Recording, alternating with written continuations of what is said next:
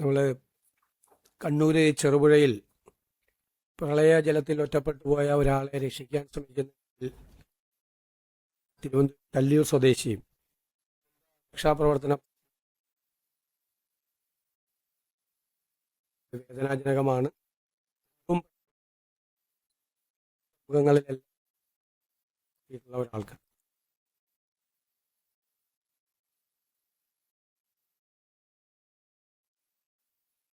കുടുംബാംഗങ്ങൾ അദ്ദേഹത്തിന് സംസ്ഥാനത്തിൻ്റെ ബഹുമതി സ്റ്റേറ്റ് ഓണർ അദ്ദേഹത്തിന് നൽകാൻ തീരുമാനിച്ചിട്ടുണ്ട്. അദ്ദേഹത്തിൻ്റെ പൂർത്തിയാകാത്ത വീട് പൂർത്തിയാക്കി കൊടുക്കാനും ഉള്ള തീരുമാനമെടുത്തിട്ടുണ്ട്. ഇന്നത്തെ മന്ത്രിസഭാ യോഗത്തിലെ ചില പ്രധാനപ്പെട്ട തീരുമാനങ്ങൾ 2024 തൃശ്ശൂർ ജില്ലയിലുണ്ടായ കാലവർഷത്തിലും ഉരുൾപൊട്ടലിലും വീട് നഷ്ടപ്പെട്ട ധനസഹായം ലഭിക്കാൻ ബാക്കിയുള്ള 248 ഗുണഭോക്താക്കൾക്ക് മുഖ്യമന്ത്രിയുടെ ദുരിതാശ്വാസ നിധിയിൽ നിന്നും ധനസഹായം അനുവദിക്കാൻ തീരുമാനിച്ചു. പിന്നെ പോലീസ് കംപ്ലയിൻറ്റ് അതോറിറ്റി ചെയർപേഴ്സണായിട്ട് റിട്ടയേർഡ് ജസ്റ്റിസ് CN രാമചന്ദ്രൻ അവർകളെ നിയമിച്ചു. നമ്മൾ വേറെ പുതിയ ചില കാര്യങ്ങൾ അത് മന്ത്രിസഭാ യോഗത്തിലല്ല, 2026-27 സാമ്പത്തിക വർഷം, ഈ സാമ്പത്തിക വർഷത്തിലെ തദ്ദേശ സ്ഥാപനങ്ങൾക്ക് കൊടുക്കേണ്ട വികസന ഫണ്ടിൻ്റെ ഒന്നാം ഗഡു 2029.15 രൂപ നൽകാൻ തീരുമാനിച്ചു. കഴിഞ്ഞ സർക്കാർ മൂന്നാം ഗഡുവും നൽകിയിരുന്നില്ല. ഈ സാഹചര്യത്തിൽ കഴിഞ്ഞ വർഷത്തെ സ്പിൽ ഓവർ പദ്ധതികൾക്കായുള്ള തുക മുനിസിപ്പാലിറ്റികൾക്ക് 136 കോടിയും കോർപ്പറേഷനുകൾക്ക് 188 കോടിയും അധികമായി നൽകും. 16ാം ധനകാര്യ കമ്മീഷൻ്റെ അർബൻ റൂറൽ ഗ്രാൻറ്റുകളിലെ അസന്തുലിതാവസ്ഥ സംസ്ഥാനത്തെ നഗര തദ്ദേശ സ്ഥാപനങ്ങളിൽ ഒരു പ്രതിസന്ധി ഉണ്ടാക്കിയിട്ടുണ്ട്. ഇത് പരിഹരിക്കാൻ വേണ്ടി കൂടിയിട്ടാണ് മുനിസിപ്പാലിറ്റികൾക്കും കോർപ്പറേഷനുകൾക്കുമായിട്ട് 312 കോടി രൂപ അധികമായിട്ട് നൽകുന്നത്.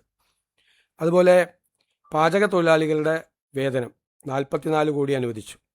ഇപ്പോൾ വർദ്ധിപ്പിച്ച ഇതടക്കം 2 ദിവസത്തിനുള്ളിൽ അവരുടെ അക്കൗണ്ടിൽ എത്താൻ വേണ്ടിയിട്ടുള്ള തീരുമാനം നമ്മൾ എടുത്തിട്ടുണ്ട്.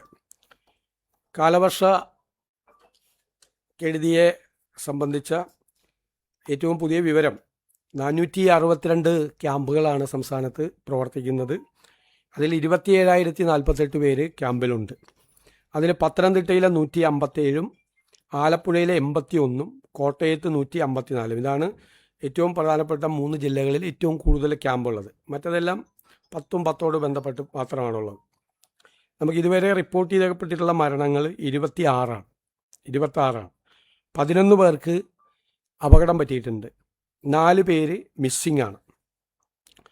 അതുപോലെ 1882 ഹെക്ടർ കൃഷി സ്ഥലത്ത് നാശനഷ്ടം ഉണ്ടായിട്ടുണ്ട്. ഒരു 67.44 കോടി രൂപ ഇപ്പോഴത്തെ പ്രാഥമിക വിവരങ്ങൾ അനുസരിച്ച് നഷ്ടമുണ്ടായിട്ടുണ്ട്. 67.44 കോടി രൂപയാണ് പ്രാഥമിക റിപ്പോർട്ട് നാശനഷ്ടങ്ങളുടെ. ഫൈനൽ റിപ്പോർട്ട് വരുമ്പോൾ കുറച്ചുകൂടി കൂടും. ഇപ്പോൾ ഉള്ളത് ടോട്ടൽ നാശനഷ്ടം 1882 ഹെക്ടർ സ്ഥലത്താണ് കൃഷിനാശം ഉണ്ടായിരിക്കുന്നത്. കൃഷിനാശത്തിൻ്റെ ക്രോപ്പ് ഏരിയ ഡാമേജായിട്ടുള്ളത് അത് 23,537 കർഷകരെ അത് ബാധിച്ചിട്ടുണ്ട്. അപ്പോൾ സുപ്രധാനമായ ചില തീരുമാനങ്ങൾ കൂടി ക്യാബിനറ്റ് അംഗീകാരം നൽകിയിട്ടുണ്ട്.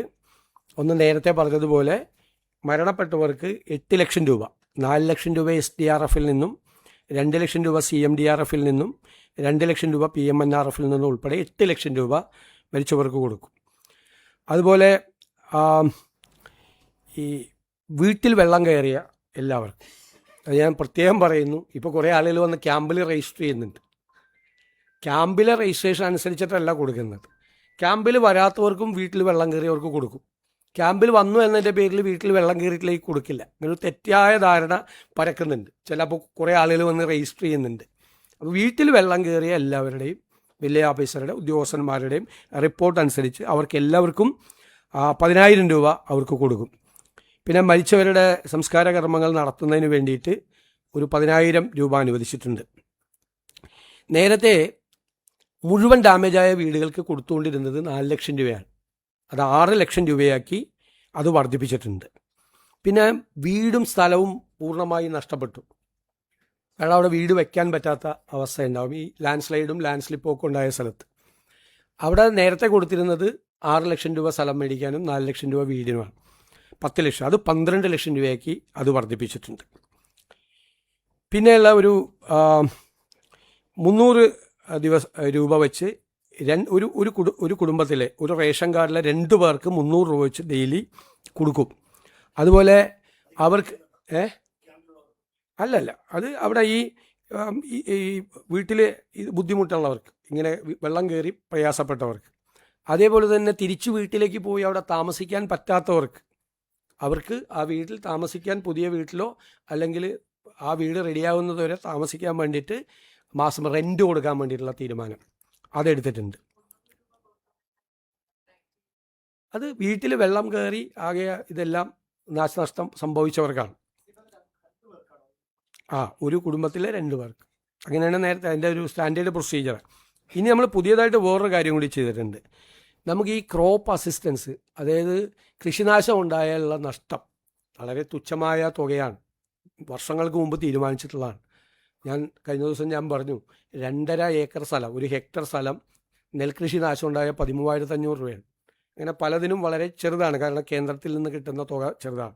പക്ഷേ അത് നമ്മൾ 25% വർദ്ധിപ്പിക്കാൻ വേണ്ടി തീരുമാനിച്ചിട്ടുണ്ട് ഇപ്രാവശ്യം. 25%.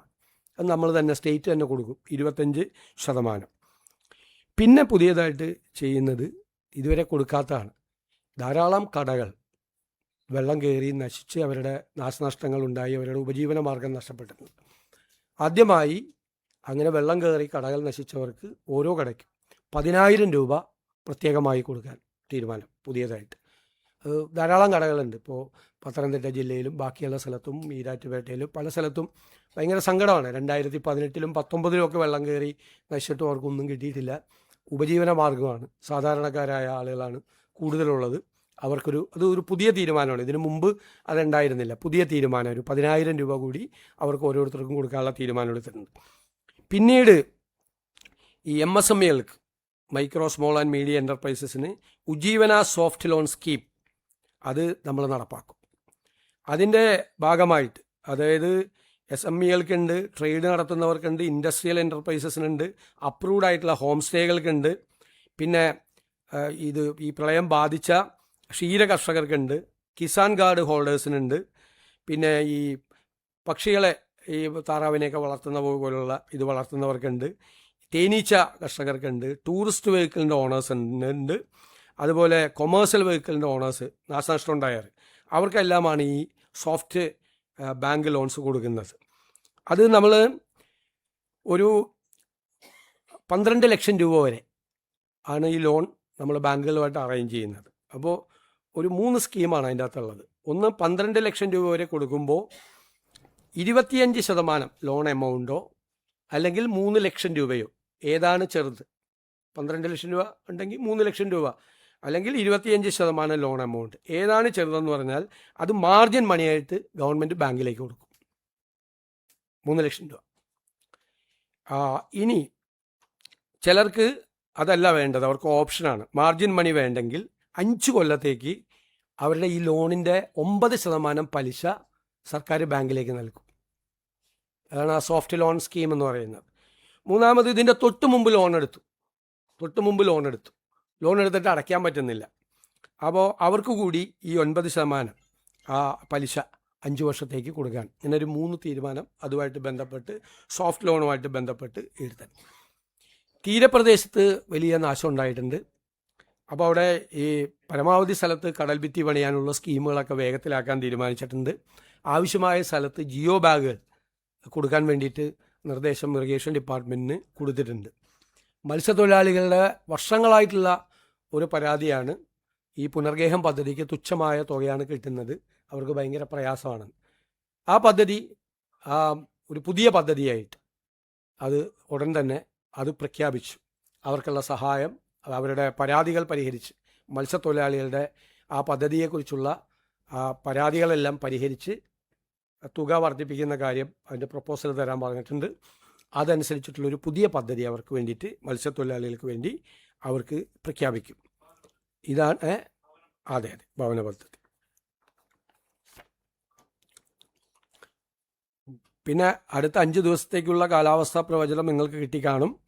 കേരളത്തിൽ ഒറ്റപ്പെട്ട ഇടങ്ങളിൽ ഇന്ന് മുതൽ 5-ാം തീയതി മുതൽ 8-ാം തീയതി വരെ ശക്തമായ മഴയ്ക്കും ഓഗസ്റ്റ് 5-6 തീയതികളിൽ ഒറ്റപ്പെട്ട ഇടങ്ങളിൽ ശക്തമായ കാറ്റിനും സാധ്യത ഉണ്ടെന്ന് കേന്ദ്ര കാലാവസ്ഥാ വകുപ്പ് അറിയിച്ചിട്ടുണ്ട്.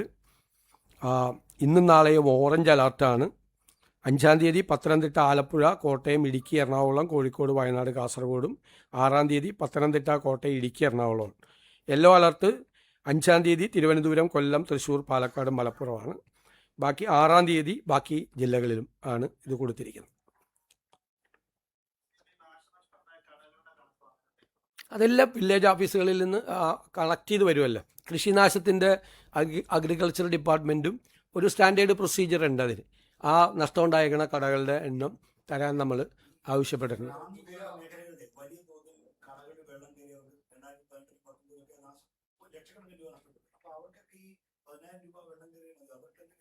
നമ്മൾ അതൊന്ന് ഇപ്പോൾ വീട്ടിൽ വെള്ളം കയറിയവർക്ക് അതൊന്ന് ക്ലീൻ ചെയ്ത് അതൊന്ന് തുടങ്ങാൻ വേണ്ടിയിട്ടുള്ളതാണ്. ഈ 10,000 രൂപയാണ് നമ്മൾ ചെയ്യുന്നത്. ഒപ്പം ഈ ലോണിൻ്റെ ഈ സോഫ്റ്റ് ലോൺ അതാണ് ഇപ്പോൾ ചെയ്യുന്നത്.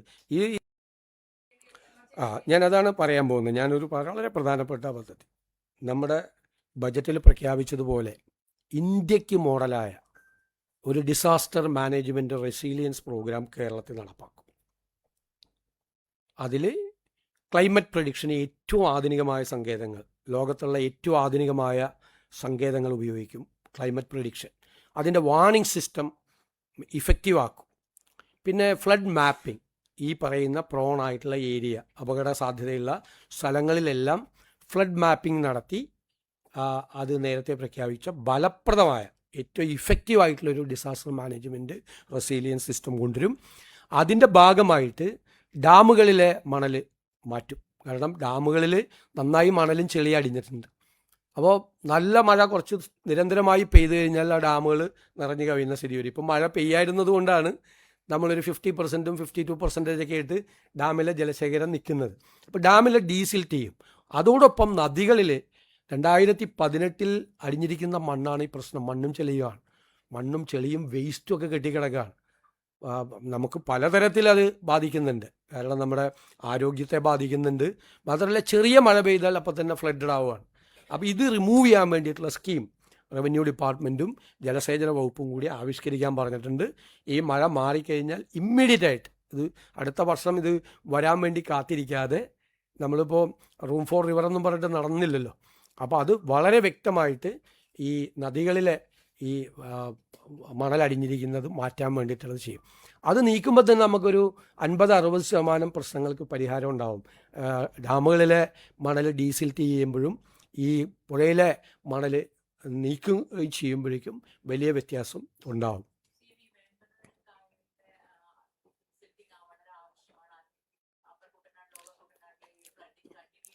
വളരെ പ്രശ്നമാണ്, വളരെ ഗുരുതരമായ പ്രശ്നമാണ്. ഇപ്പോൾ തന്നെ നമ്മൾ ഏകദേശം 90ഓളം ഷട്ടറുകൾ തുറന്നിട്ടാണ് കുട്ടനാട് ഇത്രയെങ്കിലും ഉണ്ടായുള്ളൂ എന്ന് പറയാൻ പറ്റുന്നത്. അത് തുറക്കും. വേമ്പനാട് കായലിൽ ഡ്രഡ്ജ് ചെയ്യേണ്ടി വരും. അതുപോലെ പമ്പയിലും വ്യാപകമായിട്ട്, അതാണ് പമ്പയിലെ പ്രശ്നമാണല്ലോ ഈ ഒരുപാട് സ്ഥലങ്ങളിൽ വിഷയം ഉണ്ടാകുന്നത്.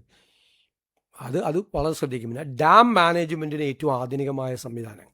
ഇപ്പം ഡാം മാനേജ്മെൻ്റ് എന്ന് വെച്ചാൽ ഡാമിലേക്കുള്ള വെള്ളത്തിൻ്റെ ഇൻഫ്ലോ, അതിൻ്റെ ഔട്ട്ഫ്ലോ, ക്യാച്ച്മെൻ്റ് ഏരിയയിലെ മഴയുടെ അളവ്, ആ മഴ പെയ്യാനുള്ള സാധ്യത, പിന്നെ റിവർ വാലിയിലെ താഴെയുള്ള റിവർ വാലിയിലെ വെള്ളത്തിൻ്റെ നില, അവിടെ മഴ പെയ്യാനുള്ള സാധ്യത, ഇത്രയും കാര്യങ്ങൾ കണക്ട് ചെയ്തിട്ടാണ് ഡാം മാനേജ്മെൻറ്റ്. ഡാം തുറക്കും. അത് ഏറ്റവും ഫലപ്രദമായി അതൊരു AI ഡ്രിവൺ സംവിധാനം ഉണ്ടാക്കിയിട്ടുള്ള ഒരു ഡാം മാനേജ്മെൻറ്റ് സിസ്റ്റം കൂടി നമ്മൾ ചെയ്യും. അതിൻ്റെയും പ്രവർത്തനങ്ങൾ നമ്മൾ ആരംഭിച്ചിട്ടുണ്ട്. ബജറ്റിൽ പ്രഖ്യാപിച്ചതാണ്. കാരണം നമ്മൾ പ്രതിപക്ഷത്തിരിക്കുമ്പോൾ തന്നെ ഇൻ്റർ ഗവൺമെൻറ് പാനൽ ഓഫ് ക്ലൈമറ്റ് ചേഞ്ചിൻ്റെ റിപ്പോർട്ടും അതിനുമ്പോൾ നാസ അനാലിസിസും നമ്മൾ നിയമസഭയിൽ കൊണ്ടുവന്നാണ്. ഇതിൻ്റെ ഗുരുതരാവസ്ഥ മനസ്സിലാക്കിയിട്ട്. അത് മനസ്സിലാക്കിയത് കൊണ്ടാണ് കേരളം ഒരു വളരെ ശ്രദ്ധിക്കേണ്ട, ഇന്ത്യയിൽ തന്നെ ഏറ്റവും ശ്രദ്ധിക്കേണ്ട ഒരു പ്രധാനപ്പെട്ട സ്ഥലമാണ്. അറബിക്കടലും പഴയതുപോലെയല്ല, വലിയ മാറ്റമുണ്ടായി ഓക്കിക്കെല്ലാം ശേഷം. ഇതെല്ലാം കണക്കാക്കിയിട്ടുള്ള ഏറ്റവും സയൻറ്റിഫിക് ആയിട്ടുള്ള, ഏറ്റവും ശാസ്ത്രീയമായും ഫലപ്രദമായിട്ടുള്ള ഒരു സംവിധാനം. നമ്മുടെ ഒരു സ്വപ്നം, ആഗ്രഹം, അത് ഇന്ത്യക്ക് തന്നെ മോഡലായിട്ടുള്ള ഒരു റെസിലിയൻസ് സിസ്റ്റം നമ്മൾ കൊണ്ടുവരണമെന്നാണ്. അതിൻ്റെ നടപടിക്രമങ്ങൾ ആരംഭിച്ചിട്ടുണ്ട്. വിവിധ ഡിപ്പാർട്ട്മെൻറ്റുകളെ ഏകോപിപ്പിച്ചുകൊണ്ടുള്ള ഫലപ്രദമായ ഒരു പോളിസിയും പ്രഖ്യാപിക്കും, അത് നടപ്പിലാക്കുകയും ചെയ്യും. അല്ല, സ്വാഭാവികമായിട്ട് അത് ഡിസാസ്റ്റർ മാനേജ്മെൻറ്റ് റെസിലിയൻസ് സെൻറ്റർ എന്ന് പറഞ്ഞാൽ ഏറ്റവും മോഡേൺ ആക്കുവാണ്. ഇപ്പോഴുള്ളത് പോരല്ലോ, നമുക്ക് കുറേ കൂടി ഇമ്പ്രൂവ് ചെയ്ത് കുറേ കൂടെ ബെറ്ററാക്കി ലോകത്ത് അവൈലബിൾ ആയിട്ടുള്ള എല്ലാ സാധ്യതകളും പരിശോധിച്ച് ചെയ്യുകയാണ്. നല്ലൊരു ടീം അതിനുവേണ്ടി വർക്ക് ചെയ്യും. നല്ലൊരു ടീം, ഒരുപാട് പ്രഗത്ഭരായ ആളുകൾ അതിന് സന്നദ്ധരായിട്ട് വന്നിട്ടുണ്ട്. അവർ പല സ്ഥലം, ഇപ്പോൾ ക്ലൈമറ്റ് പ്രഡിക്ഷനിൽ വലിയ നല്ല പ്രിസിഷനുള്ള ആളുകൾ, കൃത്യമുള്ള ആളുകൾ, പിന്നെ ഡിസാസ്റ്റർ മാനേജ്മെൻറ്റിലെ എക്സ്പേർട്ടുകൾ തുടങ്ങിയ സ്ഥലത്ത് പല സംസ്ഥാനങ്ങളും കുറേ അഡ്വാൻസ് ചെയ്തു. ഇപ്പോൾ ഒറീസയൊക്കെ നമുക്ക് ഓർമ്മയില്ല, 78 സൈക്ലോൺ ഉണ്ടായപ്പോൾ 1.5 ലക്ഷം പേര് മരിച്ചെന്നാണ് പറഞ്ഞത്. എത്ര പേര് മരിച്ചെന്നൊരു കണക്കുണ്ടായിരുന്നു. പക്ഷെ അവർക്ക് ഒരു 2-3 കൊല്ലം മുമ്പ് ഒരു സൈക്ലോൺ ഉണ്ടായപ്പോൾ അവരുടെ കാഷ്വാലിറ്റി 2 കുറയ്ക്കാൻ പറ്റി. ഒറീസ പോലുള്ളൊരു പിന്നോക്കം നിൽക്കുന്ന സംസ്ഥാനം പോലും ഇക്കാര്യത്തിൽ വളരെ മുന്നോട്ട് പോയി. നമുക്ക് മുന്നോട്ട് പോകാൻ കഴിഞ്ഞിട്ടില്ല. അപ്പോൾ അത് അല്ല ആ കാലത്ത് ഇന്ത്യയിലെ ഏറ്റവും ബാക്ക്വേർഡ് സ്റ്റേറ്റുകളിൽ ഒന്നായിരുന്നു അവർ, ഇല്ലേ?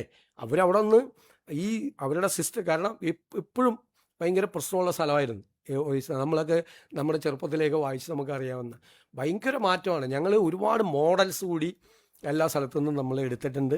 നമ്മുടെ ലോക്കലൈസ് ചെയ്ത് കേരളത്തിൻ്റെ ടോപ്പോഗ്രഫിയും മറ്റ് കാര്യങ്ങളും എല്ലാം പരിശോധിച്ച് ഉള്ള ഏറ്റവും ഒരു ഫലപ്രദമായ സിസ്റ്റത്തെക്കുറിച്ചാണ് നമ്മൾ ആലോചിക്കുന്നത്.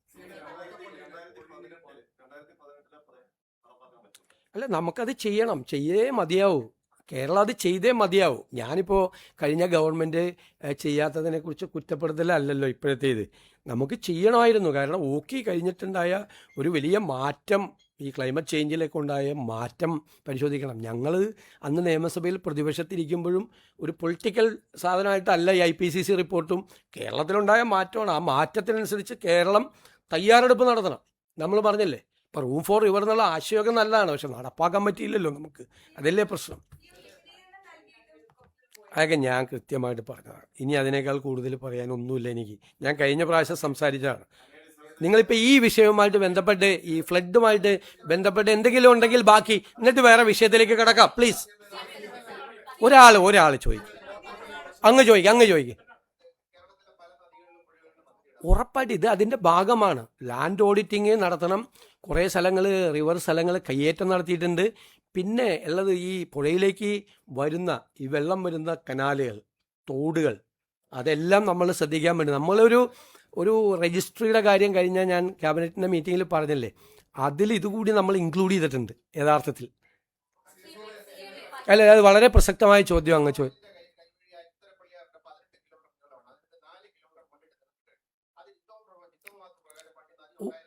ഉറപ്പായിട്ട് അത് പരിശോധിക്കും. പുഴയെ പൂർവ്വസ്ഥിതിയിലാക്കിയില്ലെങ്കിൽ നമുക്ക് അപകടമാണ്. നമ്മൾ ഫ്ലഡ് മാപ്പിംഗ് ഉൾപ്പെടെയുള്ള നടത്തുമ്പോൾ ഇത് പരിശോധിക്കുകയും ചെയ്യും. ഞങ്ങളത് ആ അസറ്റ് രജിസ്റ്റർ ഉണ്ടാകുന്ന സമയത്ത് നമ്മുടെ ഏറ്റവും പ്രത്യേകതകളല്ലേ, നദികൾ, തടാകങ്ങൾ, അതുപോലുള്ള കൈവഴികൾ, കനാലുകൾ, ഇതൊക്കെ വലിയ ഇതാണ്. അത് നമുക്ക് ചെയ്യാം.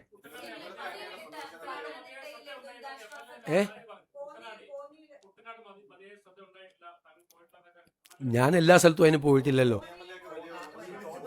അതെന്താണെന്നറിയാമോ, ഞാൻ ആറന്മുളയിലും ഏറ്റവും കൂടുതൽ രൂക്ഷമായ പ്രശ്നമുണ്ടായ ആറന്മുളയിലും അതുപോലെ റാന്നിയിലും ഏറ്റവും കൂടുതൽ ക്യാമ്പുകളുള്ള തിരുവല്ലയിലാണ് പോയത്. ഞാൻ കോന്നിയിലും പോയില്ല, അടൂരും ഉണ്ടായിരുന്നു. ഞാൻ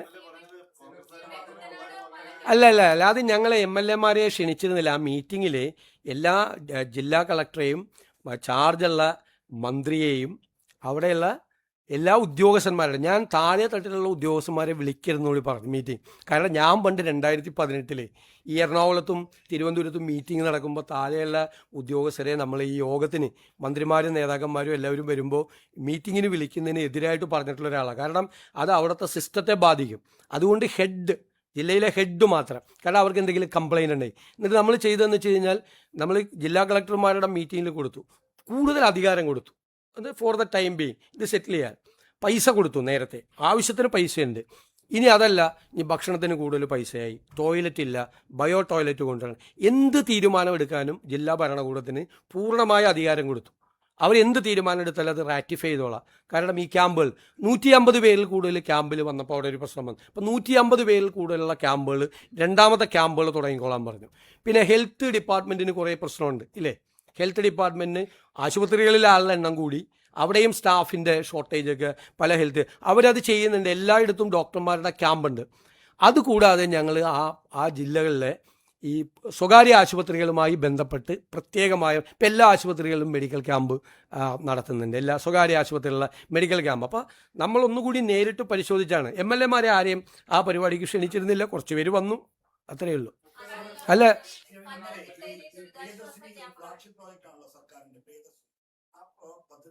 അല്ല ഇതൊന്ന് തീർത്തോട്ടെ, ഇത് ഫ്ലഡ് ഒന്ന് തീർത്തോട്ടെ.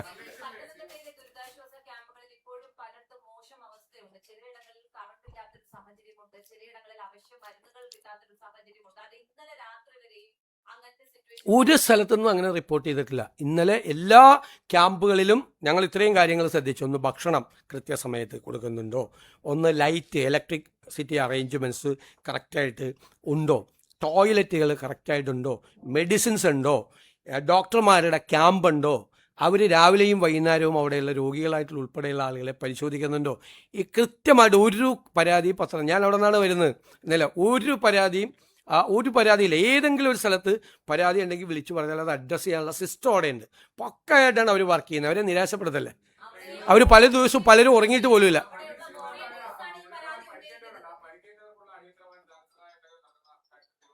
ഇമ്മീഡിയറ്റ് ആയിട്ട് കൊടുക്കും, എല്ലാം ഡിസ്പോസ് ചെയ്യും. മാത്രമല്ല ഇപ്പോൾ സർക്കാർ ആശുപത്രി ഇല്ലാത്ത സ്ഥലത്താണ് സ്വകാര്യ ആശുപത്രിയിലേക്ക് കൊണ്ടുപോയിക്കോ. ഗുരുതരാവസ്ഥയിലുള്ള ആളെ ഇനി കോട്ടയത്തേക്കോ പത്തനംതിട്ടയിൽ നിന്ന് അല്ലെങ്കിൽ ഒരു ജില്ലയിൽ നിന്ന് വേറെ ജില്ലയിലേക്ക് ഏറ്റവും നല്ല ആശുപത്രിയിൽ കൊണ്ടുപോയിക്കോ.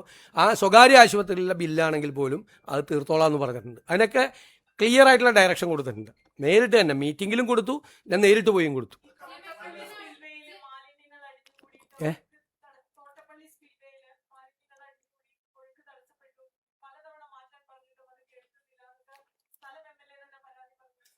അല്ല അതെല്ലാം ക്ലിയർ ചെയ്യാൻ പറഞ്ഞിട്ടുണ്ട് എല്ലാ സ്ഥലത്തും. ഇപ്പം നമുക്ക് ഈ ഒരാഴ്ച കൊണ്ട് ഇതെല്ലാം മാറ്റാൻ പറ്റില്ലല്ലോ. മാലിന്യങ്ങൾ അടിഞ്ഞുകൂടുന്നത് മാറ്റാൻ വേണ്ടിയിട്ടുള്ള സംവിധാനം ചെയ്തിട്ടുണ്ട്. ഷട്ടർ തുറക്കാൻ വേണ്ടിയിട്ടുള്ള ചെയ്തിട്ടുണ്ട്. ഷട്ടർ തുറന്നുകൊണ്ടാണ് അവിടെ എല്ലാം മറ്റേ തണ്ണീർമുക്കത്തും മറ്റ് എല്ലാ സ്ഥലത്തും ഷട്ടർ തുറന്നുകൊണ്ടാണ്. എന്നാലും അപ്പർ കുട്ടനാട് നമുക്കറിയാമല്ല, പ്രശ്നബാധിതമായ സ്ഥലമാണ്.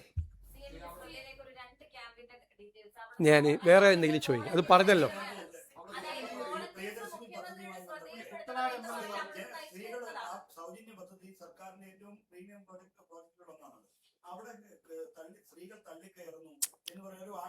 ഞാനത് മന്ത്രി അതിനെക്കുറിച്ച് വിശദീകരണം നൽകി. അദ്ദേഹം തെറ്റുപറ്റിയതിൽ ഖേദവും പ്രകടിപ്പിച്ചു. പിന്നെ ഇനി അത് വിവാദമാക്കേണ്ട ആവശ്യമില്ല.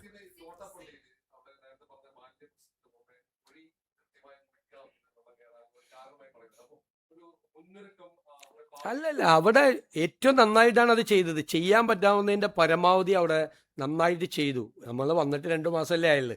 2 മാസം ഞങ്ങൾ വന്ന ഉടനെ തന്നെ പ്രീ മൺസൂൺ മീറ്റിംഗ് എല്ലാം വിളിച്ചു കൂട്ടി. ജില്ലാ കളക്ടർമാരോട് നോക്കാം. ഹൈവേ കുറിച്ച് പേടിയുണ്ടായിരുന്നു. എല്ലാ ജില്ലാ കളക്ടർമാരോട് ഹൈവേയുടെ കുഴപ്പമുള്ള സ്ഥലങ്ങളിൽ പോയി നോക്കാൻ പറഞ്ഞു. ഇതുപോലത്തെ പ്രദേശങ്ങൾ ആലപ്പുഴ ജില്ലാ കളക്ടർക്ക് പ്രത്യേകമായിട്ടുള്ള ഇത് കൊടുത്ത് എല്ലാം ചെയ്തിട്ടുണ്ട്. ഇനി അത് എന്തെങ്കിലും കറക്റ്റ് ചെയ്യണമെങ്കിൽ അത് കറക്റ്റ് ചെയ്യും.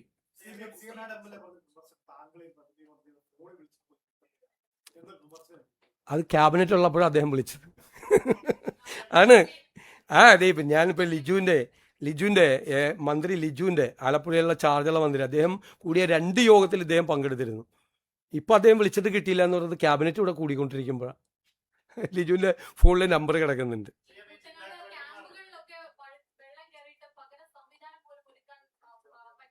എവിടെ?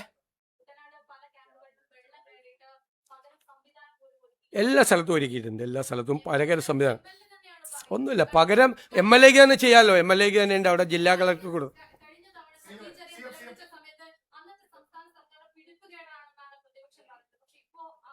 അങ്ങനത്തെ ഒരു വിഷയം അവിടെ വെള്ളം കയറിയ സ്ഥലത്ത് വേറെ ക്യാമ്പിലേക്ക് മാറ്റും. ഞാൻ പറഞ്ഞല്ലോ 150 പേര്, അതൊന്നും ഒരിക്കലും ഉണ്ടായില്ല. 1500 പേരുടെ ക്യാമ്പ് പോലെ ഇവിടെ ഉണ്ടായിട്ടുണ്ട്. ഇപ്പോൾ പറഞ്ഞിരിക്കുന്നത് 150 പേരിൽ ക്യാമ്പ് കൂടിക്കഴിഞ്ഞാൽ അപ്പോൾ അവിടെ വേണ്ട അടുത്ത സ്ഥലത്തേക്ക് ക്യാമ്പ് തുടങ്ങാൻ വേണ്ടിയിട്ട് പറഞ്ഞിരിക്കുകയാണ്. എത്ര രൂപ ചിലവായാലും ഒരു ഇതില്ലാന്ന് ജില്ലാ ഭരണകൂടത്തിൽ അവിടെ ചാർജുള്ള മന്ത്രി 2 പ്രാവശ്യം വിളിച്ചു. ഇപ്പം മൂന്നാമത്തെ മീറ്റിംഗ് ഇന്ന് രാവിലെ നടന്നുകൊണ്ടിരിക്കുകയാണ്. ചാർജുള്ള മന്ത്രി എവിടെ പരാതി പറഞ്ഞത്? കുട്ടനാട് MLA അതിൽ പങ്കെടുക്കുന്നുണ്ട്. ആദ്യത്തെ 2 മീറ്റിങ്ങിലും കുട്ടനാട് MLA പങ്കെടുത്തിട്ടുണ്ട്. ഓരോ യോഗം നടക്കുന്നത് പരാതി തീർക്കാൻ വേണ്ടിയിട്ടാണ്.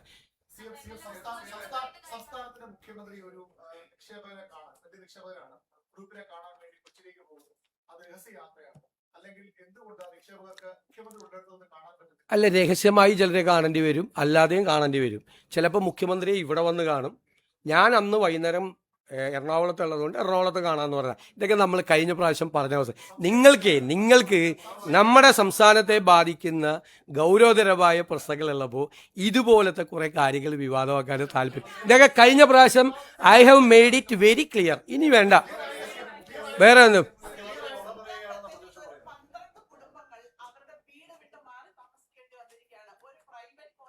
എവിടെയാണ്? ആ,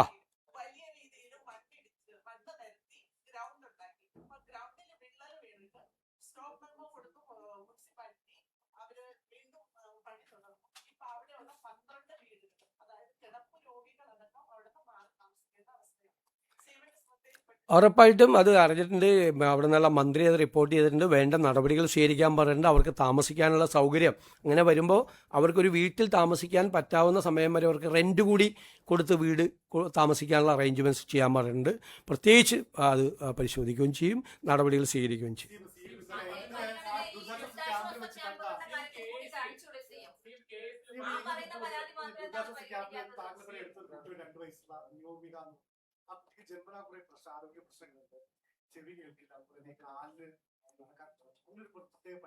തീർച്ചയായിട്ടും അങ്ങനത്തെ ഏത് കേസ് നമ്മൾ വന്നു കഴിഞ്ഞാലും പരിശോധിക്കും. ഇന്നലെ അതുപോലെ കഴിഞ്ഞ 2018 പ്രളയത്തിൽ 7 കടകൾ നഷ്ടപ്പെട്ട് പിന്നീട് വലിയ ക്യാൻസർ രോഗിയായി മാറി ആയ എബിയുടെ കഥ മാധ്യമങ്ങൾ തന്നെ പ്രസിദ്ധീകരിച്ചു. അദ്ദേഹം എന്നെ കാണാൻ വന്നിരുന്നു. കോടതിയിൽ നിന്ന് പോലും ഡയറക്ഷൻ കൊടുത്താണ് അദ്ദേഹത്തിന് നഷ്ടപരിഹാരം കൊടുക്കാൻ വേണ്ടിയിട്ട്. അപ്പോൾ അദ്ദേഹത്തിൻ്റെ പരാതി കിട്ടിയിരുന്നു. അത്രയും കാര്യങ്ങൾ തീർച്ചയായിട്ടും അത് നമ്മൾ ചെയ്യും. അങ്ങനത്തെ ഏത് വിഷയം വന്നാലും അപ്പോൾ അഡ്രസ്സ് ചെയ്യാനുള്ള ഒരു സംവിധാനം നമുക്കുണ്ട്. പ്രത്യേകമായ ചികിത്സ കൊടുക്കേണ്ട കുട്ടികൾക്ക് കൊടുക്കും. പ്രത്യേകിച്ച് നമ്മൾ ഫിസിക്കലി ഡിസേബിൾഡ് ആയ ആളുകൾക്കൊരു വലിയ പ്രോജക്റ്റ് പ്രഖ്യാപിക്കാൻ വേണ്ടിയിട്ടുള്ള തയ്യാറെടുപ്പുകളാണ്. നോ ബാരിയേഴ്സ് ഉൾപ്പെടെയുള്ള എല്ലാ സ്ഥലങ്ങളിലും സിംഗിൾ കേസ് ഇപ്പോൾ കുട്ടികളുടെ പലയിടത്തും വന്നു. കുട്ടികൾക്ക് അഡ്മിഷൻ, ഇപ്പോൾ കൊച്ചിൻ യൂണിവേഴ്സിറ്റിയിൽ ഒരു കുട്ടിക്ക് അവിടെ MBAക്ക് അഡ്മിഷൻ കിട്ടി. MBAക്ക് അഡ്മിഷൻ അവിടെ കിട്ടുകയെന്ന് വെച്ചാൽ written test, interview, group discussion എല്ലാം കഴിഞ്ഞ് ആണ് കിട്ടുന്നത്.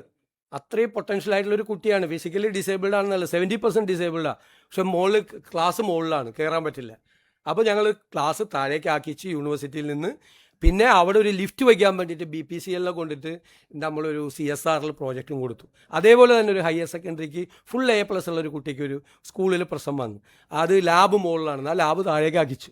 അങ്ങനെ നമ്മുടെ ശ്രദ്ധയിൽപ്പെടുന്ന കാര്യങ്ങൾ, അത് അങ്ങനെ ഒറ്റപ്പെട്ട കേസുകൾ മാത്രം നമ്മൾ അഡ്രസ്സ് ചെയ്താൽ പോരാ. കോമൺ ആയിട്ട് കുറേ കാര്യങ്ങൾ ഇതുപോലത്തെ ശ്രദ്ധയിൽ നമ്മളിപ്പോൾ ഈ വൈകുന്നേരമൊക്കെ വരാൻ പോകുന്ന ആളുകൾ കാണുമ്പോൾ ചിലത് നമ്മൾ വിചാരിക്കും ഇൻഡിവിജ്വൽ കേസാണെന്ന്. അപ്പോൾ 10 പേര് ഒരേപോലത്തെ കാര്യങ്ങൾ വന്ന് പറയുമ്പോഴാണ് നമുക്ക് മനസ്സിലാവുന്നത് ഇൻഡിവിജ്വൽ കേസല്ല, കോമൺ കേസാണ്. ഇപ്പോൾ ഈ പറഞ്ഞ കേസൊക്കെ കോമൺ കേസ്. ഇപ്പോൾ റെയർ ഡിസീസിൻ്റെ മരുന്ന് പുറത്തുനിന്ന് വരുവാണ്. 30 കോടി 40 കോടിയാണ്. എങ്ങനെ ഏത് കുടുംബത്തിന് പറ്റും വരുന്നത്? അപ്പം നമ്മളതിന് പുറത്തുനിന്ന് മരുന്ന് കൊണ്ടുവരാൻ പറ്റുമോ? അപ്പോൾ അതിൻ്റെ 10-1 ചിലവാക്കി മാറ്റാൻ പറ്റും. അപ്പോൾ ഇത് സിംഗിൾ കേസല്ല. ചിലപ്പോൾ അതേപോലത്തെ ഒരേപോലത്തെ കേസുകൾ വരുമ്പോൾ അതൊരു കോമൺ മാറ്റർ. അപ്പം നമ്മുടെ ഓഫീസിൽ നമ്മൾ CMOയിൽ അത്തരം കാര്യങ്ങൾ പരിശോധിക്കാൻ വേണ്ടിയിട്ട് ഒന്നിലധികം കേസുകൾ കോമൺ കേസായിട്ട് കേരളത്തിൻ്റെ വിവിധ ഭാഗങ്ങളിൽ നിന്ന്, ഇത് ഞാനൊരു ഉദാഹരണം പറഞ്ഞാൽ, അത് പരിശോധിച്ചിട്ട് അതിൽ ഇടപെടാൻ വേണ്ടിയിട്ടും അതിൽ നടപടിയെടുക്കാൻ വേണ്ടിയുള്ള കാര്യം ചെയ്യും. അല്ലാതെ നമ്മൾ ഈ പെറ്റീഷൻ മേടിച്ച് വയ്ക്കുക, പെറ്റീഷൻ എടുത്ത് വയ്ക്കുക, നോക്കാമെന്ന് പറയുക എന്നല്ല. അത് ഓരോന്നും പരിശോധിച്ചിട്ടുള്ളൊരു വലിയ സംവിധാനം നമ്മൾ ചെയ്തിട്ടുണ്ട്. ഇത് കുറച്ചുകൂടി കഴിയുമ്പോൾ കുറച്ചുകൂടി ഇഫക്റ്റീവ് ആക്കാൻ പറ്റും. കാരണം ഡാഷ്ബോർഡ് കൂടെ വെച്ച് ഡാറ്റ ഡ്രിവൺ ആക്കി കഴിയുമ്പോൾ നമുക്ക് ചിലപ്പോൾ നമ്മുടെ ഒരു ഫോൺ കോളും ഉണ്ട്, ചിലപ്പോൾ നമ്മുടെ ഒരു ഉത്തരവ് കൊണ്ട് ഈ വർഷങ്ങളായി പരിഹരിക്കാതെ കിടക്കുന്ന പ്രശ്നങ്ങൾ പരിഹരിക്കാൻ നമുക്ക് പറ്റും. തീർച്ചയായിട്ടും ആ കാര്യത്തിൽ പ്രത്യേകമായി ശ്രദ്ധിക്കും.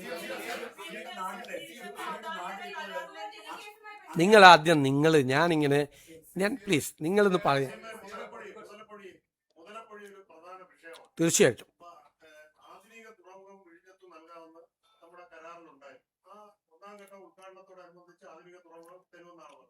ആധുനിക തുറമുഖം തന്നതുമില്ല. ഈ മുതലപ്പൊഴി ഇത് ദുരന്തമാണ്. അപ്പോൾ ഒന്നെങ്കിൽ അടയ്ക്കുക. മുതലപ്പുഴയെ സംബന്ധിച്ചിട്ടുള്ള അടിയന്തര തീരുമാനം ഉണ്ടാവും. അടുത്ത ആഴ്ച മീറ്റിംഗ് വെച്ചിട്ടുണ്ട്. ഫാദർ യൂജിൻ പരേരയുടെ നേതൃത്വത്തിൽ അവിടുത്തെ വൈദികർ വന്ന് അവിടെ കണ്ടിരുന്നു. ഞാൻ നേരത്തെ പല പ്രാവശ്യം പോയിരുന്നു. മുതലപ്പുഴയ്ക്ക് അത്യാവശ്യമായിട്ടുള്ള നടപടികൾ ഇപ്പോൾ സ്വീകരിക്കും, പെട്ടെന്ന് തന്നെ സ്വീകരിക്കും. അതായത് ഷോർട്ട് ടൈമിൽ ചെയ്യേണ്ട കാര്യങ്ങൾ ഇമ്മീഡിയറ്റ് ആയിട്ട് ഈ ആഴ്ച തന്നെ ചെയ്യും. ലോങ് ടൈമിൽ മുതലപ്പുഴയിൽ ചെയ്യേണ്ട കുറേ കാര്യങ്ങളുണ്ട്, അതുകൂടി ഏർപ്പെടുത്തും. മുതലപ്പുഴ പ്രത്യേക ഗവൺമെൻറ്റിൻ്റെ പ്രത്യേക പരിഗണനയിലുണ്ട്.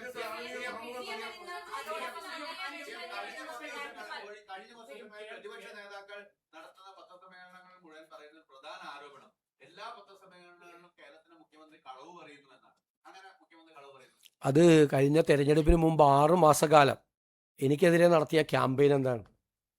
എനിക്കെതിരെ നടത്തിയ ക്യാമ്പയിൻ എന്തായിരുന്നു? 6 മാസം. അവർക്കെന്തോ അവിടെ എന്തോ ഒരു പ്രശ്നമുണ്ടായി AK സെൻ്ററിൽ അവർക്കെതിരെ. അപ്പം ഞാൻ പറഞ്ഞു അവരെ മാറ്റരുതെന്ന് പറഞ്ഞു. കാരണം അവരാണ് എനിക്ക് വേണ്ടിയിട്ട് ക്യാമ്പയിൻ നടത്തിക്കൊണ്ടിരിക്കുന്നത്. അവർ ആ ക്യാമ്പയിൻ ഇലക്ഷൻ കഴിഞ്ഞിട്ടും തുടർന്നുകൊണ്ടിരിക്കുകയാണ്. സോഷ്യൽ മീഡിയയിലും മറ്റു കാര്യങ്ങളിലും അവർ തുടരട്ടെ. കാരണം കേരളത്തിലെ ജനങ്ങൾ അതിന് നല്ല വിധി എഴുതി മറുപടി കൊടുത്തിട്ടുണ്ട്. എനിക്കെതിരെ വ്യക്തിപരമായി നടത്തി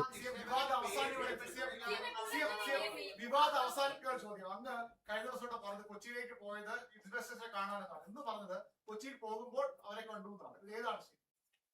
ഞാൻ വളരെ ക്ലിയർ ആയിട്ട് പറഞ്ഞാണ്. ഇനി no I have made it very clear. ഇനി ഒന്നുമില്ല പറഞ്ഞു.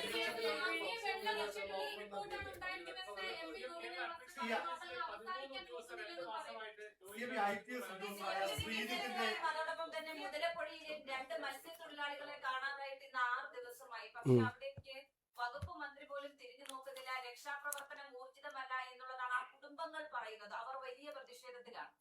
അവിടെ തിരച്ചിലിനായിട്ട് മറൈൻ എൻഫോഴ്സ്മെന്റ്, കോസ്റ്റ് ഗാർഡ് സംവിധാനങ്ങൾ ഉപയോഗിച്ച് തെരച്ചിൽ നടത്തിക്കൊണ്ടിരിക്കുകയാണ്. ആഴക്കടലിൽ തെരച്ചിൽ നടത്താനായി കോസ്റ്റ് ഗാർഡിൻ്റെ വെസലുണ്ട്, നേവിയുടെ ഹെലികോപ്റ്റർ ആവശ്യപ്പെട്ടിട്ടുണ്ട്. അവരെത്തി തെരച്ചിൽ നടത്തിയിരുന്നു. ഇതുകൂടാതെ കോസ്റ്റൽ ഗാർഡിൻ്റെ വിഴിഞ്ഞം സ്റ്റേഷൻ കമാൻഡറിൻ്റെ നേതൃത്വത്തിൽ തമിഴ്നാട് കുളച്ചല്ല ആഴക്കടലിലും അങ്ങോട്ട് പോകാൻ സാധ്യതയുണ്ടെന്നോർത്ത് അവിടെയും തെരച്ചിൽ നടത്തുന്നുണ്ട്. കോസ്റ്റ് ഗാർഡിൻ്റെ ചെറുവിമാനങ്ങളും ഹെലികോപ്റ്ററും ആകാശ നിരീക്ഷണം നടത്തുന്നുണ്ട്. ഇതെല്ലാം അവിടെ ചെയ്തുകൊണ്ടിരിക്കുന്നുണ്ട്. നമുക്ക് കിട്ടിയില്ല എന്നുള്ളത് സങ്കടകരമായ കാര്യമാണ്, കുടുംബത്തിൻ്റെ സങ്കടമാണ്. നിങ്ങളത് ഞാൻ അതൊക്കെ ചെയ്യാൻ ഇതൊക്കെ നമുക്കറിയാമല്ലോ. തീരപ്രദേശത്ത് പഴയ മുഖ്യമന്ത്രി പോയത് ഓർമ്മയുണ്ടല്ലോ, അത് നമുക്കറിയാമല്ലോ. തീരപ്രദേശത്ത് അല്ല ഞാൻ പറഞ്ഞത് ഞാൻ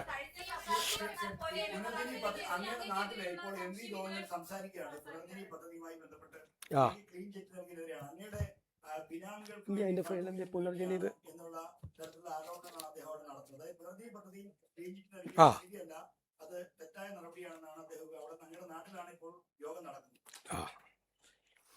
ഈ ഗവൺമെന്റ് വന്നതിന് ശേഷം ഒരു അന്വേഷണവും ഒരു നടപടിയും ഇത് സംബന്ധിച്ചെടുത്തിട്ടില്ല.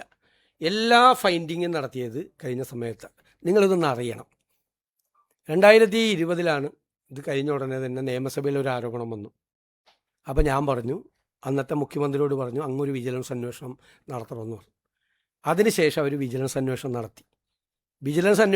എൻ്റെ ആവശ്യമായിരുന്നു, ഞാൻ നിയമസഭയിൽ ആവശ്യപ്പെട്ട് അന്വേഷണം നടത്തിയിട്ട് ഒരു തരത്തിലുള്ള ക്രമക്കേടും നടന്നിട്ടില്ല എന്നുള്ള റിപ്പോർട്ട് പ്രാഥമിക അന്വേഷണം നടത്തി വിജിലൻസ് ഗവൺമെൻറ് കൊടുത്തു. അന്ന് അത് അംഗീകരിച്ചു.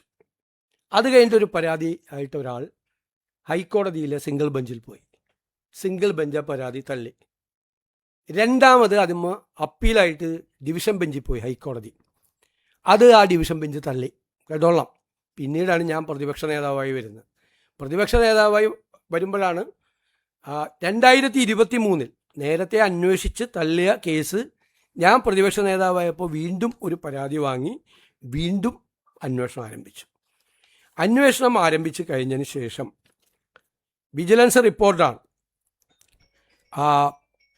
14/6/2023 രജിസ്റ്റർ ചെയ്ത കേസിൽ 7/9/24 വിജിലൻസ് റിപ്പോർട്ട് കൊടുത്തിരിക്കുകയാണ്. എന്താണ്? Inquiry could not discover any evidence to sustain the allegation. The inquiry so far could not reveal any evidence and also the allegations could not sustain in evidence. ഇത് ഞാൻ മുഖ്യമന്ത്രിയായതിനു ശേഷമുള്ളതല്ല, 7/9/2024 റിപ്പോർട്ടാണ്. ഇനി വീണ്ടും അതിൽ വിജിലൻസ് നടത്തിയ റിപ്പോർട്ടിൽ 2 വിജിലൻസ് ഡയറക്ടർമാർ റിപ്പോർട്ട് കൊടുത്തു. ഒന്ന്, prevention of corruption act attract ചെയ്യുന്ന ഒരു തെറ്റും ഞാൻ ചെയ്തിട്ടില്ല, ക്ലീൻ ചിറ്റാണ്. അതായത് PC ആക്ട് എനിക്കെതിരെ ഈ അലിഗേഷൻ അന്വേഷിച്ചതിൽ നിൽക്കില്ല എന്ന് ഒരു വിജിലൻസ് ഡയറക്ടർ. അപ്പോൾ പറഞ്ഞു FCRI അന്വേഷിക്കാൻ പ്രകാരം തീർക്കരുതല്ലേ, ഞാൻ പ്രതിപക്ഷ നേതാവാണല്ലോ, തീർക്കരുതല്ലേ, FCRI വയലേഷൻ നടത്തിയിട്ടുണ്ടോ എന്ന് അന്വേഷിക്കാൻ പറഞ്ഞു. ഒരു FCRI വയലേഷനും ഇല്ലെന്നും പറഞ്ഞ് രണ്ടാമത്തെ വിജിലൻസ് രണ്ട് വിജിലൻസ് ഡയറക്ടർമാരെ ഞാൻ സ്വാധീനിച്ചെന്ന് പറയരുത്. രണ്ടാമത്തെ വിജിലൻസ് ഡയറക്ടർ രണ്ടാമത് FCRI അന്വേഷണം നടത്തി. FCRI നിലനിൽക്കില്ല, ഒരു കാരണവശാലും നിലനിൽക്കില്ല എന്ന് പറഞ്ഞു. അതിൻ്റെ ഇടയിൽ വയനാട് ഞങ്ങളുടെ ക്യാമ്പ് നടത്തുന്ന ദിവസം അന്നത്തെ മുഖ്യമന്ത്രിയുടെ ഓഫീസിൽ നിന്ന് CBI അന്വേഷിക്കാൻ പോകണമെന്ന് പറഞ്ഞു. അപ്പോൾ ഞാൻ പറഞ്ഞ മറുപടി ഓർമ്മയുണ്ടല്ലോ, ഞാൻ പേടിച്ചു പോയി. ഉടനെ CBI അന്വേഷണം ഏർപ്പെടുത്തിക്കൊള്ളാൻ പറഞ്ഞു. CBI അന്വേഷണം ഇതിനകത്ത് നിലനിൽക്കുക, കാരണം വിജിലൻസിനൊരു കേസ് രജിസ്റ്റർ ചെയ്യാൻ പോലും പറ്റാത്തൊരു കേസിൽ CBI അന്വേഷണം നിലനിൽക്കില്ല എന്നുള്ള നിയമോപദേശം ഗവൺമെൻറ്റിന് കിട്ടി. അത് കഴിഞ്ഞതിന് ശേഷമാണ് ഇതെല്ലാം നിന്നിട്ട് ഇത് തീർക്കാതെ, എന്നുവെച്ചാൽ എല്ലാ റിപ്പോർട്ടും കിട്ടിയിട്ട് ഇത് തീർക്കാതെ ഇവർ കയ്യിൽ വെച്ചുകൊണ്ടിരുന്നു. മനസ്സിലായില്ലേ? ഇപ്പോൾ എന്താണ് കൊടുത്തിരിക്കുന്നത്? ഇപ്പോൾ കൊടുത്തിരിക്കുന്നത് 26/5/2026 ഡയറക്ടർ, വിജിലൻസ് ഡയറക്ടർ കൊടുത്തിരിക്കുന്നത് എന്താ? As stated earlier, there is no vigilance angle revealed in the case, and so no action is due from this department in this regard. Hence, further action in this regard may be dropped. എന്ന് അപ്പോൾ എല്ലാ അന്വേഷണം നടത്തി എല്ലാ റിപ്പോർട്ടും കൊടുത്തത് പിണറായി സർക്കാരിൻ്റെ കാലത്താണ്. പക്ഷെ ആ റിപ്പോർട്ട് വാങ്ങിച്ച് കയ്യിൽ വെച്ചിട്ട് ഈ ഒരു പുകമറയുണ്ടാക്കി എനിക്കെതിരായിട്ട് വിജിലൻസ് അന്വേഷണം നടക്കുന്നു എന്ന് തെരഞ്ഞെടുപ്പ് കാലത്ത് പോലും എനിക്കെതിരായിട്ട് ക്യാമ്പയിൻ നടത്തി. ആയിരുന്നല്ലോ, ക്ലിയർ ആയില്ലേ ഇപ്പോൾ? കാരണം ഞാനന്ന് പറഞ്ഞില്ല, ഞാനന്ന് ഒരിക്കലും ഇത് രാഷ്ട്രീയ വേട്ടയാടലാണെന്ന് ഞാൻ പറയില്ല, ഒരു ആരോപണം വന്നതാണ് എന്നായിരുന്നു എൻ്റെ വാക്ക്. എല്ലാവരും പറയും ഇത് രാഷ്ട്രീയമായി വേട്ടയാടുകയാണെന്ന് എല്ലാവരും പറയും. ഞാൻ പറഞ്ഞ അന്ന് ഇത് രാഷ്ട്രീയമായിട്ടല്ല, ഒരു ആരോപണം വന്ന് ഞാൻ തന്നെയല്ലേ പറഞ്ഞു അന്വേഷിക്കാൻ. മറ്റേ വിജിലൻസ് പറഞ്ഞപ്പോൾ വിജിലൻസ് അന്വേഷിക്കാൻ പറഞ്ഞു, CBI പറഞ്ഞപ്പോൾ CBI അന്വേഷിക്കും.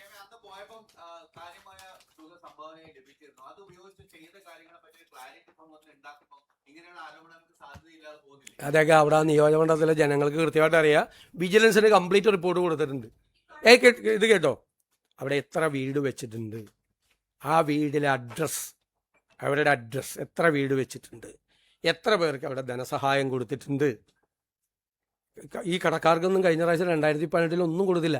ഞാൻ 1600 കടകൾക്കാണ് അവിടെ നഷ്ടപരിഹാരം കൊടുത്തത്. കാലിത്തീറ്റ വരെ കൊടുത്തു, 50 ടൺ കാലിത്തീറ്റ വരെ കൊടുത്തു. അത് ഓരോ സ്പോൺസർഷിപ്പാണ്.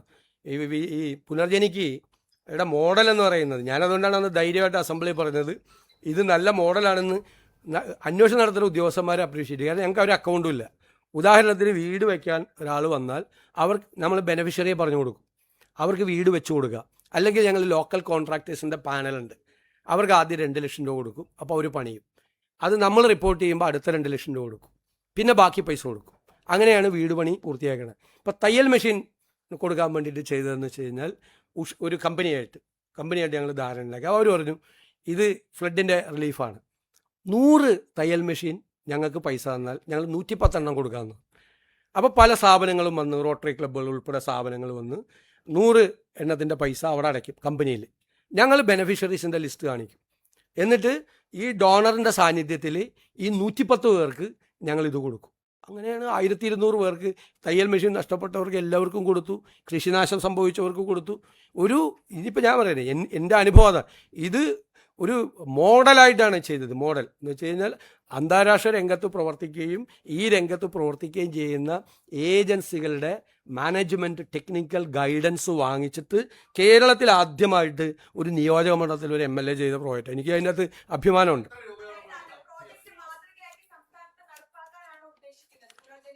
അല്ലല്ല, നമ്മളിപ്പോൾ 1 കേരള മിഷൻ നമ്മൾ ഡിക്ലെയർ ചെയ്തിട്ടുണ്ട്. ഇതൊക്കെ നമ്മുടെ അനുഭവത്തിൽ നിന്ന് ചെയ്താണ്. ബജറ്റിൽ വെറുതെ ഒരു ഇതല്ല.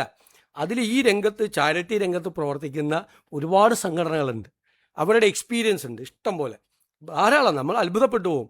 ഓരോ രംഗത്ത് പ്രവർത്തിക്കുന്ന, ഓരോ ഫീൽഡിൽ പ്രവർത്തിക്കുന്ന അവരെല്ലാം കൂടി അസോസിയേറ്റ് ചെയ്തുകൊണ്ട് നമ്മളൊരു കോർപ്പസ് ഉണ്ടാക്കിക്കൊണ്ട് ചെയ്യും. അതിൽ ഞങ്ങൾ ഡിക്ലെയർ ചെയ്തേക്കുന്ന 2 കാര്യമാണ്. ഒന്ന്, ഒരു ഡോണർ 1000 രൂപ തന്നാൽ അതിൽ നിന്ന് 1 രൂപ പോലും ചെലവെടുക്കാതെ ഈ 1000 രൂപയും ബെനഫിഷ്യറിയുടെ കയ്യിലെത്തിക്കും. അതായിരുന്നു പുനർജനി മോഡലും എത്തിക്കും. 1 രൂപ പോലും പോവില്ല. ചിലവ് നമ്മൾ വേറെ വഹിക്കും, ഗവൺമെൻറ് വഹിക്കും ചിലവ്. അവിടെ MLA വേറെ സംവിധാനം ഉണ്ടാക്കി ആ ചിലവ് വഹിക്കും. പിന്നെ ഈ ബെനഫിഷ്യറി ആരാണെന്ന് ഡോണറിന് അറിയാൻ പറ്റിയെന്ന സംവിധാനം ഇയാൾ അർഹതപ്പെട്ട ആളാണെന്ന്. ഇപ്പം ഞാനെനിക്ക് 200 തയ്യൽ മെഷീൻ റോട്ടറി ക്ലബ്ബുകളിലൂടെയൊക്കെ തന്നു. അപ്പോൾ ഞാൻ പറഞ്ഞു, റോട്ടറി ക്ലബിനെ അവരുടെ സ്ത്രീകളുടെ സംഘടനയുണ്ട് ഇന്നർവീൽ, അവരോട് വന്ന് ഈ 200 വീടുകളും വിസിറ്റ് ചെയ്യാൻ പറഞ്ഞു. ഈ 200 വീടുകൾ അവിടുത്തെ സ്ത്രീകൾ വന്ന് വിസിറ്റ് ചെയ്തു. അപ്പോൾ അവർ വിസിറ്റ് ചെയ്തിട്ട് തിരിച്ച് അവരുടെ കുടുംബങ്ങളെ ഉൾപ്പെടെയാണ് അവരോട് പറഞ്ഞു, 300 എണ്ണം കൂടി കൊടുക്കണമെന്ന് പറഞ്ഞു. കാരണം അത്ര നന്നായിട്ടാണ് ചെയ്തിരിക്കുന്നത്. അപ്പോൾ അവർ 300 എണ്ണം കൂടി തന്നു. ഇതോരോ മോഡലാണ്. ഇപ്പോൾ 2 കാര്യമാണ് ഇത്തരം കാര്യങ്ങൾ ചെയ്യുമ്പോൾ ചെയ്യുന്നത്. ഒന്ന്, ഒരു ഡോണറും തരുന്ന പൈസയുടെ 1 രൂപ കുറയരുത്. 2, ബെനഫിഷ്യറിയെ സെലക്ട് ചെയ്യും. ഞാൻ എങ്ങനെ ബെനഫിഷ്യറിയെ സെലക്ട് ചെയ്ത്, ഒരു മാനേജ്മെൻറ്റ് സ്കൂളുണ്ട്, കോളേജ് കളമശ്ശേരിയിൽ, XIME സേവിയേഴ്സിൻ്റെയാണ്. അവിടുത്തെ 200ഓളം സ്റ്റുഡൻസ്, MPA സ്റ്റുഡൻസും അവിടുത്തെ അധ്യാപകരും വന്ന് സർവേ നടത്തിയിട്ടാണ്, ആ സർവേയുടെ റിസൾട്ട് വെച്ചിട്ടാണ് ഇത് ചെയ്തത്. ഇപ്പോൾ കടകൾക്ക് വിതരണം നടത്തിയപ്പോൾ അതിൻ്റെ കൂടെ വ്യാപാരി വ്യവസായി സംഘടനകളുടെ ലെറ്റർ കൂടി വാങ്ങിച്ചു.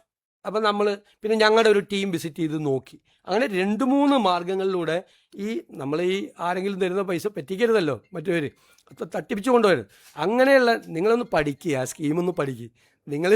നിങ്ങളെന്നിട്ട് എഴുതുക അതിനെപ്പറ്റിയൊക്കെ. എൻ്റെ പേര് പറയണ്ട. അതെല്ലാം കറക്റ്റായിട്ടുണ്ട്, അതെല്ലാം ഉണ്ട്. അതെല്ലാം വിജിലൻസിൽ കൊടുത്തിട്ടുണ്ടെന്ന്. ഗവൺമെൻറ്റിൻ്റെ കയ്യിലുണ്ട്, സർക്കാരിൻ്റെ കയ്യിലുണ്ട്. ഞാൻ പല പ്രാവശ്യം പറഞ്ഞതാണ്, എത്ര വീട് വെച്ചെന്ന് വരെ പറയും. നിങ്ങൾ കേൾക്കാത്തതിന് ഞാൻ എന്ത് ചെയ്യാൻ പറ്റും? എത്ര ഏതെല്ലാം കാര്യങ്ങൾ ചെയ്തിട്ടുണ്ട് എന്ന് എക്സ്പ്ലെയിൻ ചെയ്യുകയും 2021 തെരഞ്ഞെടുപ്പ് കാലത്ത് പ്രിൻ്റ് ചെയ്ത് എല്ലാ വീടുകളിലും എത്തിക്കുകയും ചെയ്തതാണ്. എല്ലാ വീടുകളിലും അന്ന് വച്ച വീടുകളുടെ എണ്ണം, കൊടുത്ത തയ്യൽ മെഷീനുകളുടെ എണ്ണം, കാർഷിക കടാശ്വാസം കൊടുത്തത്, ഈ കടകൾ നഷ്ടപ്പെട്ടവർക്ക് പൈസ കൊടുത്തത്. പശുവിന് തീറ്റ പോലും ഉണ്ടായിരുന്നില്ല. 50 ടൺ കാലിത്തീറ്റയാണ് മിൽമ ബൂത്തുകൾ വഴി, മിൽമ വഴി അന്ന് വിതരണം ചെയ്തു. ഒരു സ്ഥലത്തും ചെയ്തിട്ടില്ല സംസ്ഥാനത്ത്. അങ്ങനെയുള്ള മൈന്യൂട്ടായിട്ടുള്ള കാര്യം, കുഞ്ഞുങ്ങൾക്ക് കംപ്ലീറ്റ് ഇത് നഷ്ടപ്പെട്ടവർക്ക് ഉള്ള സാധനങ്ങൾ, ലാപ്ടോപ്പ്, അതുപോലെ ഫോൺ നഷ്ടപ്പെട്ട ആളുകൾക്ക് ഫോണ്, ഒരുപാട് കാര്യങ്ങൾ അതെല്ലാം പ്രിൻ്റ് ചെയ്ത് പബ്ലിഷ് ചെയ്താണ്. എന്നിട്ട് എപ്പോഴും വന്നിട്ട് ഇതേ ചോദ്യം ചോദിക്കുക, എന്താണ്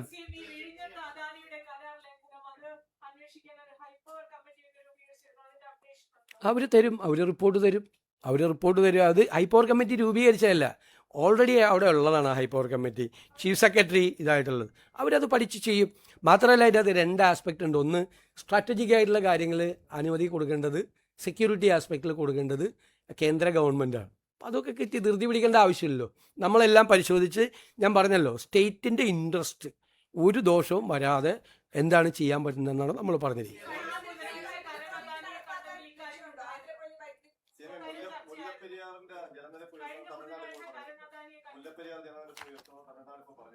അല്ല, അത് നമ്മൾ ആ ഒരു ഡിസ്പ്യൂട്ട് നിലനിൽക്കുമല്ലേ, കേസും കമ്മിറ്റിയും.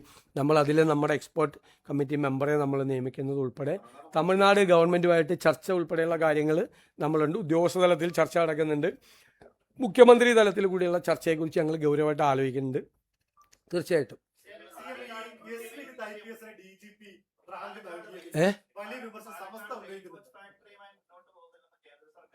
എന്താണ് അതിപ്പോഴല്ല അവർ അറിയിച്ചത്, 2022 അറിയിച്ചാണ്.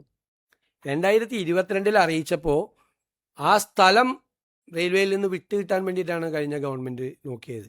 അവരന്നും പറഞ്ഞത് ഇപ്പോഴും പറഞ്ഞ ഒന്ന് തന്നെയാണ്. കാരണം അവർക്ക് ആവശ്യമില്ലെന്ന്, കോച്ച് ഫാക്ടറിയുടെ ആവശ്യമായിട്ടുള്ള കോച്ചുകൾ ബാക്കിയുള്ള ഫാക്ടറികൾ നിർമ്മിക്കുന്നുണ്ട്. ഇനി ഒരു പുതിയ കോച്ച് ഫാക്ടറിയുടെ ആവശ്യമില്ല. ഇപ്പോൾ റെയിൽവേ പറഞ്ഞിരിക്കുന്നത് അവരേതെങ്കിലും ഒരു ഇൻവെസ്റ്റ്മെൻറ്റ് കൊണ്ടുവരാം എന്നാണ് പറഞ്ഞിരിക്കുന്നത്. അപ്പോൾ റെയിൽവേ മിനിസ്റ്ററുമായിട്ട് നമ്മൾ സംസാരിക്കും. ഇതിപ്പോൾ കിട്ടിയ ഇൻഫർമേഷൻ അല്ല, ഇപ്പോൾ ഒരു വാർത്ത വന്നൊന്നല്ല. 2022 ഓൾറെഡി സെൻട്രൽ ഗവൺമെൻറ് സ്റ്റേറ്റ് ഗവൺമെൻറ്റിനെ അറിയിച്ചത്. ഇപ്പം ശരിയപ്പോൾ അത്രയും മതി.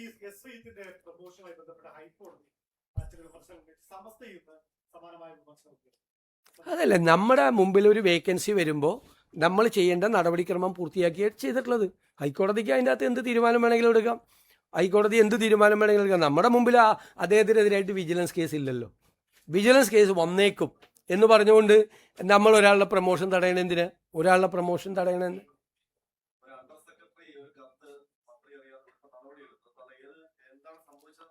അത് സർക്കാർ അന്വേഷിച്ചിട്ടാണല്ലോ നടപടിയെടുത്തത്. നടപടി അത് അന്വേഷിച്ചിട്ടാണ്. അതായത് സസ്പെൻഷൻ ഒരു അന്വേഷണ വിധേയമായിട്ടാണല്ലോ സസ്പെൻഡ് ചെയ്തേക്കുന്നത്. പ്രഥമ ദൃഷ്ട്യ ഗുരുതരമായ തെറ്റ് ചെയ്തിട്ടുള്ളതായിട്ട് കണ്ടു.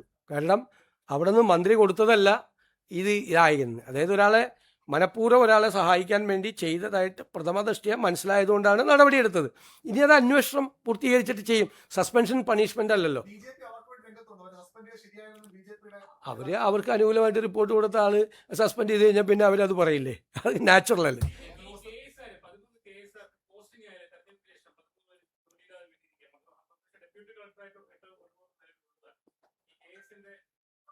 പോസ്റ്റ് ഇല്ലാത്ത സമയത്ത് ചെയ്താണ്. നമുക്ക് നോക്കാം, ഞങ്ങളിത് പരിശോധിക്കാം. അവരെ വഴിയാതാരാക്കാൻ പറ്റില്ല. അതൊക്കെ ചെയ്ത ഒരുപാട് ക്രമക്കേടുകൾ ഇത്തരം കാര്യങ്ങളിൽ നടന്നിട്ടുണ്ട്. ഈടാ ഇതേന്ന് നിങ്ങൾ ശബരിമല നെയ്യിനെ പറ്റിയും ചോദിച്ചില്ല, മറ്റേ PSC ക്രമക്കേടിനെ പറ്റി ഒന്നും ചോദിച്ചില്ല. അല്ല, ഞാൻ ശ്രദ്ധിക്കേണ്ടത്